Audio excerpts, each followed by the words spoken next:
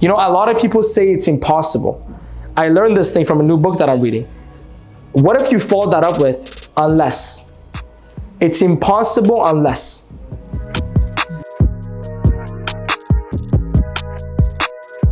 Okay, let's start with the session. So today, I want to talk about, the main thing that I'm going to talk about is how to be more productive, okay? Kind of similar to time management, but more geared towards overall productivity.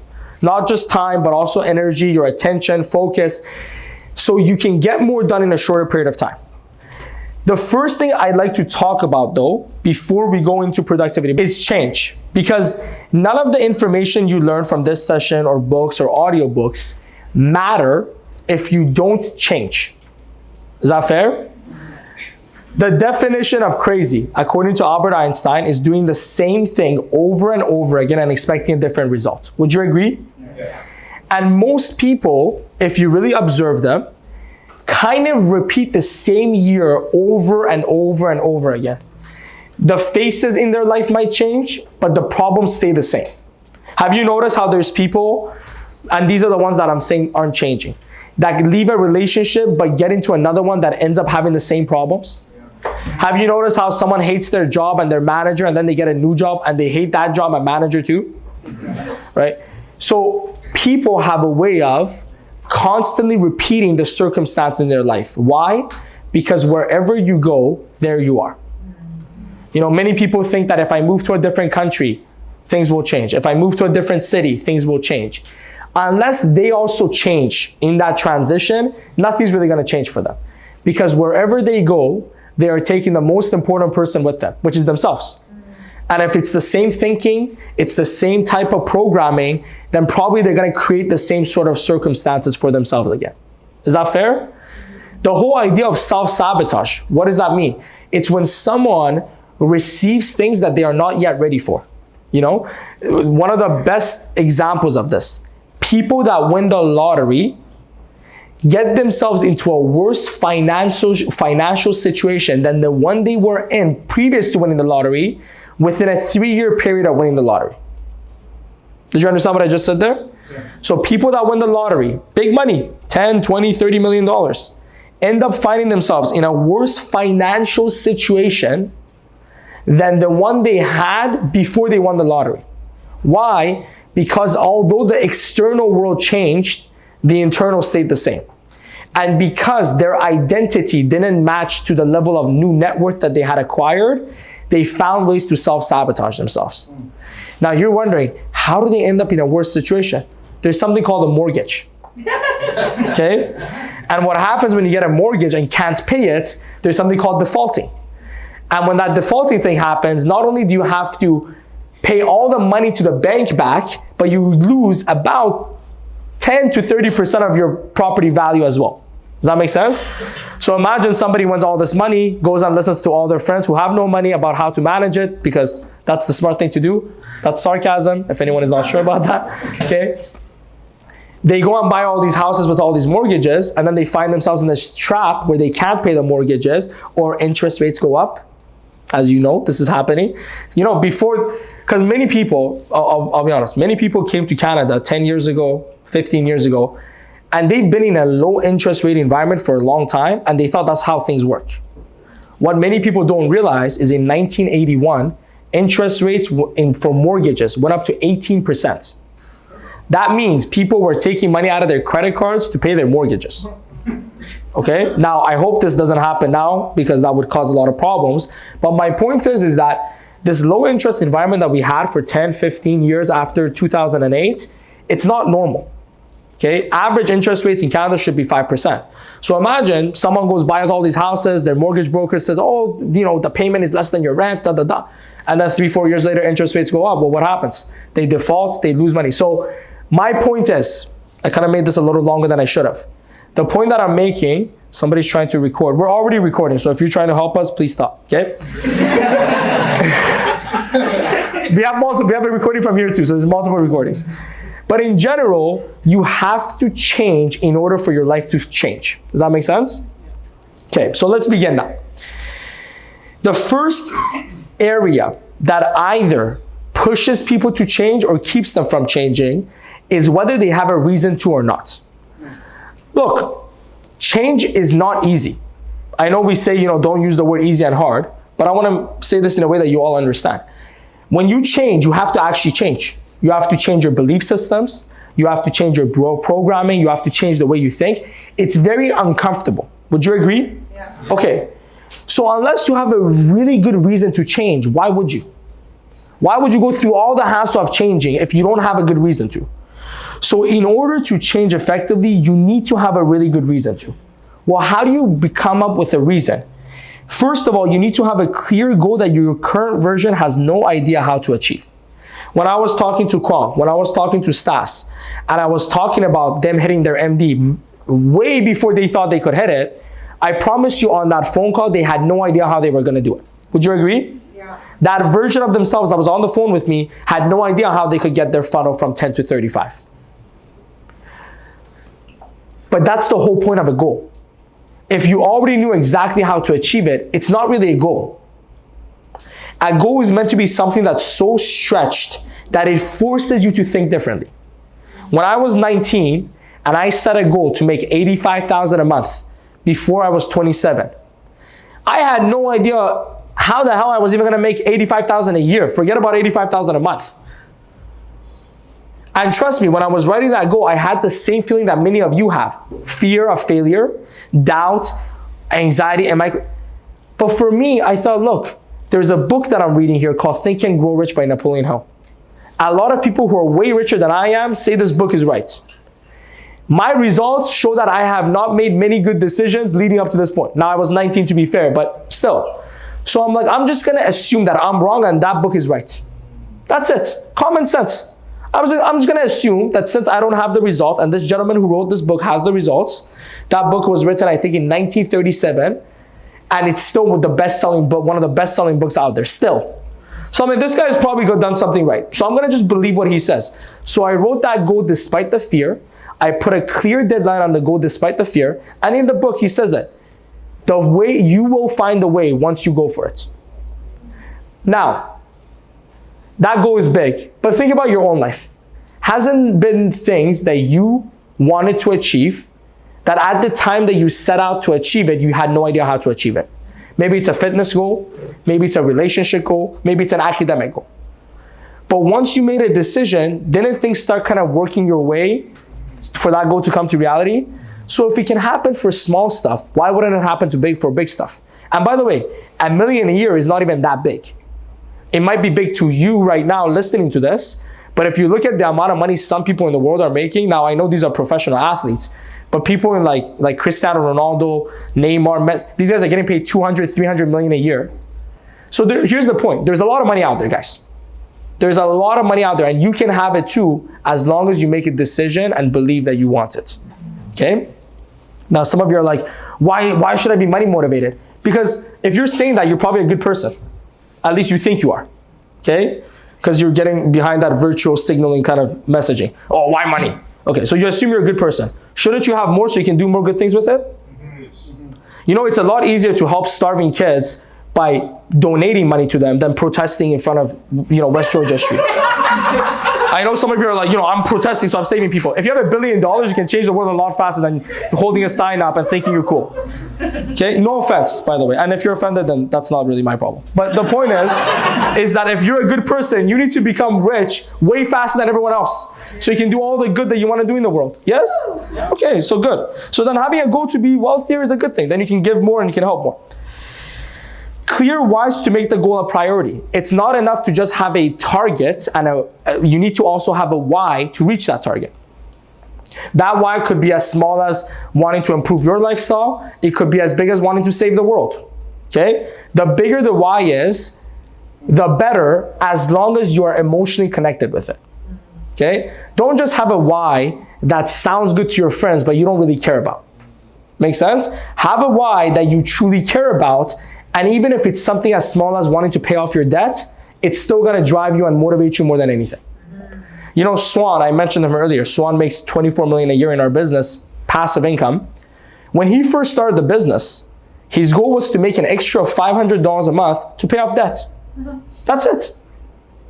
Because the guy came in, he was a social worker. The idea of him even making 6 figures was crazy. So he's like, if I can just come into this thing, make $500 a month part-time, pay off my debt, awesome. When I first came into this thing, my goal was to make an extra $2,000 a month so I can get a new car. Funny, I made $1 million a year and now I don't even have a car. But the point, the reason I don't have a car is because 1, I don't like driving, and 2, I literally live right there. Everything is around me. But someone was like, if he makes so much money, why doesn't he have a car? Because I know finances. So I invest money in appreciating assets, not depreciating assets. So that's why. Anyways, back to the point, okay? Back to the point. You need to have a why that you're connected with. Now, my why started pretty small. Would you agree? Now, my why to make $1 million when I was 19 was very big, but my why to come back in WFG was not that big. But it still motivated me, and in 6 months, I made $50K. And as my confidence went up, as my belief went up, I'm like, maybe I can do bigger things. So then I set bigger targets, and here we are. Is that fair? So it's okay to start small as long as it drives you and pushes you. And you can go bigger later on if that's what helps you. And here's the last part about this. Not only should you have a goal, not only should you have a why, but you have to constantly remind yourself on the goal and on the why. You know why a lot of people don't achieve their New Year's resolution? Because that's the first and last time they thought about it. They have a few shots. They're like, this year, I'm going to do this. And then the next morning, they're back to their old programming. Fair? Now, obviously, I'm joking, but also I'm kind of not joking, okay? For some people, that's actually true. So one of the biggest reasons is people forget. Why do they forget? Because sometimes when you feel like you're very far away from your goal, it hurts to think about it. I get it. Look, I'm not a crazy person. I understand. Sometimes when you want to make $1 million a year and you're making 50,000 and you're like, oh, it's not going to happen. So you start kind of like distracting yourself away from the goal so it doesn't make you feel anxious that you're not close to it. Here's what I learned to do though. I actually love that anxiousness because it created urgency for me. So my goal was to make $85,000 a month before my 27th birthday. Fair? Imagine I'm sitting there, I'm 20, I had just turned 26. This is like May of 2020, okay? And I had 1 year to hit that goal. And at the time, I was making like $10,000 a month. So I'm basically 10 times away from a goal that I need to achieve within the next 12 months. Do you think that's gonna make you a little bit anxious? Yes or no? Yeah. But you know, instead of running away from that anxiety, instead of extending my goal, I asked myself, what if I raise my commitment? Now, at the time, I didn't know how I was going to raise my commitment because I felt like I was already doing everything that I could. But I asked myself a question. I said, if somebody put a gun to my head and told me I have to make $50,000 this month, and they would shoot me if I don't, would I die or would I make the goal happen? That's a pretty good why. Wouldn't you agree? Okay. Even though it's not real, in that moment, I visualized and I made myself believe that it was happening. And all of a sudden, I came up with some new ideas. All of a sudden, my urgency went up to another level. You know, a lot of people say it's impossible. I learned this thing from a new book that I'm reading. What if you followed that up with unless? It's impossible unless. Okay? Okay, it's impossible to lose 20 pounds unless you go in a sauna like UFC fighters do to make weight. Right? I don't know, like they do like a water, what is it called? It's called water, like depreciation or something. Anyways, they do some crazy stuff for the next 3 days and they go from like whatever the weight they are to 30 pounds less. I'm not saying you should do that. I'm not saying it's healthy, but as soon as you ask yourself that question, unless some new ideas come, yes or no? So in that moment, those things happen. Long story short, by December of that year, I started making $70,000 a month. And at April 2021, 1 month before my 27th birthday, I made $96,000. Okay, I'm not saying that to impress you. I'm just telling you that 19-year-old kid had no idea what that was gonna happen. And it looked like it was never gonna happen all the way up until like December 2020. Does that make sense? I even read my journal a couple Wednesday sessions ago. In December of 2020, I didn't even think it was still gonna happen. I'm like, if I just keep making $50K a month, this will be nice. So that shows why a goal and a why is so important. Here's another thing you can do to speed up the process of change and make it more likely you're gonna achieve your goals. Create a mental image of the future you. Now, your goal might be different than the one that I've listed here, but let's assume your goal is $1 million a year. What does the version of you that makes $1 million a year feel like, think like, act like, look like, talk like, do? And who are they associated with? And honestly, if you can, I can share the notes with you later, but write this down right now for yourself really quick. What would that version of you who wants that bigger goal that you don't know how to achieve right now feel like, think like, act like, look like, talk like, do? And who are they associated with? See, I believe a person becomes healthy as soon as they make a decision to become healthy. Let me tell you what I mean by that. I understand it takes time, but when somebody makes a genuine decision to become healthy, is their diet gonna be good or bad? Good. It's gonna be good. Are they gonna go and exercise more often or less often? Okay. So when you look at that person from the outside, you would say that's a healthy person because they're acting like a healthy person. They watch what they eat. They're very careful about it. Maybe they count their calories. They have a really good exercise routine. They might have a good personal trainer. So you're like, wow, that's a healthy person because they're acting as a healthy person. And as human beings, we know that if you act like something long enough, you get the results of it. Yes or no? So if you act, feel, think, talk, do what $1 million a year person does, don't you think sooner or later they're going to pay you that money? I remember when I was in the Burnaby office, and I was obviously, 19, 20-year-old kid, I would always dress up with suits and go out. And my mom would be like, why are you always wearing suits? Go put on some like young people clothes, go, make some friends. I'm sure they were worried about me because I was making no money and I was working my butt off, right? But I was acting like the person, and eventually I was getting treated like that person. Does that make sense? That's why even in an office in the middle of a parking lot, I recruited 120 people. Okay, because wow, this person is a business person. Even though I didn't have that much of results, because my demeanor was that way, the world reacted to me in that way. Does that make sense? The fear of what if I can't is the only thing that keeps you from truly doing this exercise. Many people avoid this exercise. Many people don't even write it down because the fear of what if it doesn't happen is greater than the possibility of them having regrets. Because regret is a future issue, fear is a current issue. Yes or no? But here's the reality of it. This is my common sense way of helping you. Worst case, I'm wrong, and you at least had a moment to live that life. Don't you go watch a movie and for a moment you live like you're Tom Cruise in Mission Impossible? That's why you get so excited, right? So what's wrong with that? If you can do it in a movie, why not create that movie in your own head for a moment? Okay? But best case scenario, I and everyone else, there's scientists that talk about this, there's highly successful coaches and people that talk about this that have nothing to do with our business, are right, and you get to live the life you actually want by just believing that you can.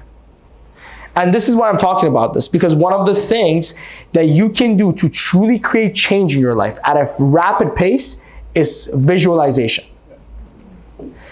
Let me explain to you how you can use this to create change in your life, okay? And let me tell you why this is important. The current you runs an unconscious programming. In order to change, you need to become conscious and intentional. Have you ever been driving and you didn't realize how you got to where you got to? Yeah. That's happened to me many times, right? Where you're driving and you're like, wait, I'm at home? How did I get here? Because you were so unconscious when you were driving. Maybe you were thinking about problems. Maybe you were thinking about something. Maybe you were listening to something that was really intriguing. And because you're such a good driver, by habit, you unconsciously got to where you wanted to get to, even though you weren't even paying attention. Yes or no? Yes. Okay. Most people run their life that way. Most people wake up just because they've always woken up at that time. They feel the same way they always feel when they wake up. They go to work the same way. They come home the same way. They're running on an autopilot. That's why they can't be aware of the things that they even say to themselves. Before I learned about observing my thoughts and being aware of it, I didn't even know my thoughts were anything but me. Because it was so part of me and I wasn't even aware of it. Does that make sense? Because most people live an unconscious pattern. That's why they keep repeating the same year over and over again, because they're running on autopilot. So the only way to change is to become conscious. Conscious of the things that you think about. Conscious of the things that the people around you tell you. Conscious of the things that you do and why you do it. That's what being woke really means to me. It's become a few other things, and I'm not gonna go into it because some of you might be really woke. But the point is that to me, being woke means becoming conscious to life. Not just running on autopilot, but actually becoming conscious to the way you're living and why you're living it. To the decisions that you're making and why you're making those decisions, okay? Now, one of the easiest ways to actually create that awareness and consciousness and to create change is visualization. Let me share with you what I mean by that. Let's relate it back to the business. Let's say you do a presentation for someone and you feel like that presentation didn't go well, okay? What you can do in that moment is, after the presentation is done, can you replay that presentation? Can you go back to that same person and do that whole meeting again as if it's the first time they're watching it? No. But you know what you could do? You could do that in your mind. So you could sit there and visualize, okay, if I was doing that meeting again, what would I say when they gave me this objection? How would my tonality be in this situation? And if you take a moment and you visualize it, it's as if you're actually doing it again. They've done so many research studies. I was listening to Joe Dispenza today, who's a PhD neuroscientist. Not a motivational speaker, not a WFG SCVC. Okay, he's a neuroscientist PhD. I mean, yeah, at that point, that one you gotta believe. Okay, I went Persian for a second there. I said, right? But here's the thing. He said that they did a study of people actually playing the piano and people just visualizing the piano. And they found that the same things that happen in the brain for them to learn the piano better as they were playing is the exact same benefit that the people that just visualized they got. There's some neural pathways that connect when you learn something new. Those exact neural pathways connected for the people that were just visualizing it as the people that were just playing it. Isn't that a little crazy? Yeah. My Vegas convention speech was pretty good. Would you agree? Yes. Okay. It was the first time I was doing that speech in 2023. I did another one the year before, but that particular speech was a completely new speech that I was doing for mostly a new crowd. Yes or no? Even the stage was different. Even though it was the first time, did it seem like it was the first time? Because I visualized that speech millions of times before it. So even though it was the first time you were witnessing it, I had already lived that experience millions of times. Does that make sense? Yeah. So you don't need to practice your presentation on 100 different people. You can practice on a couple and then visualize and you'll get the same benefit as if you've already done it for 100 people. Does that make sense? So here's the best question to ask. If I had another chance, how would I do it to get a better result? And then take a moment and go there. Let's say you're someone who gets angry, okay? And you want to react in a more positive way when you get angry, okay? What you can do is you can sit there and go, okay, if I was in that situation again that got me angry, how would I like to react? And then you visualize yourself reacting that way. And you know what happens? Your brain goes, okay, you are the type of person that reacts calmly in these situations. So then the next time I'm in that situation, am I going to be calmer or no? 100%. Now, if this works for you getting better at certain skills, how do you think it's going to work for you attracting the life that you want? So if every day you take a moment and visualize how you would act, think, talk, feel, if you had already achieved that goal, and you rehearse that in your brain, this is literally what Joe Dispenza says you should do. You rehearse the future version of you in your brain. What's gonna happen is you're gonna subconsciously begin to act like that person because your brain believes you're already that person. Does that make sense? Your brain doesn't know the difference between real life and something you see in your mind as an image. That's why when you watch a movie in the comfort of your home, you freak out if it's scary. Watch Paranormal Activity, okay? At home, there's no ghost there, but why are you so scared? Because your brain doesn't know the difference between the reality of your life and the movie you're watching. Why do you cry when you're watching the Titanic? You know the guy's gonna die. You know she doesn't let him on the raft or whatever. But you still cry because your brain doesn't know the reality versus the movie. Yes or no? It's the same with the visualization that you do. The movie is like visualization in your brain. So when your brain goes, wait, this guy makes $1 million a year, even though you're a broke 20-year-old kid, it starts attracting things in your life and it starts putting you in certain situations and bringing certain things out of you that get you closer to that reality. Does that make sense? Now, here's what most people do and why it doesn't work for them, okay? First of all, I didn't say just visualize 18 hours a day. Visualize for 5 minutes and then go work for 18 hours, okay? That's one. Here's the second thing. And by the way, if you truly believe you're gonna achieve something, you're gonna do more invites. Let me give you an example. You'll know exactly what I'm talking about right now. How many of you think it's difficult to recruit 5 people a month? Okay, you're lying. Most of you think, because you're not doing it. So definitely you think it's difficult, or else you would be doing it. So don't pretend like it's not gonna be. Okay, it's pretty hard. If I signed a contract with you, and I said, look, as long as you recruit 5 a month, let's do even an easier one. As long as you invite 20 people a day. Most of you are gonna be like, inviting 20 people a day, whoa, where would I find people? Okay? So most of you are in that frame of mind. Let's say you and I sat down and we signed the contract. And I said, as long as you invite 20 people a day, for the next 12 months, I'm gonna give you $250,000, tax-free. Some of you are like, what about the tax? Tax-free. Okay? How many of you would miss a single day of doing 20 invites? How many of you? None. You know why I know that's true? Because there's people that work at sales jobs that are getting paid $3,000 a month that do 100 cold calls a day. You know what that sales job is? Financial advisor at the bank. You literally. No, I'm not shooting. I'm not taking shots at anyone. I'm telling you the facts. If you work at the bank, they give you a list to call every day, between 30 to 100. And if you don't call them every day, you lose your job. But if you call them every day, they'll give you $3,000 a month. Okay, 1 UL policy. But it's funny because at the job, they'll do it every single day. In their business, you do 10 a day and you'll make 10, 15, 20,000 a month in a pretty reasonable time. Okay? Lexi's been licensed less than 3 years, making 250. Vickis has been taking the business seriously, less than 3 years, making over 250. Roman, 3 years of being licensed, making 500. Me, 3 years of being licensed, I hit 500. So clearly the example is more than enough out there. But why do people do it for a job, but they don't do it for their own business? Because that's guaranteed, quote unquote. They can fire you, by the way, but that's quote unquote guaranteed. This one, you can wake up and go, what's the point? It might never happen for me anyways. Should I follow up? I don't talk like Nima anyways. But I'm right. You know I'm right. I've been there, you've been there. Okay, let's not kid ourselves. But you can't do that when you're at a job because like, they're gonna pay me the paycheck, and if they don't, I'm suing them. So really it comes down to belief in yourself, and we'll talk more about that. But that's why the visualization is so important, because when you start visualizing, your brain starts believing that's who you are. Make sense? You start to identify with that person. So it's not that hard to do the invite anymore. It's not that hard to do a follow-up anymore because you're the person that's making $1 million a year. Make sense?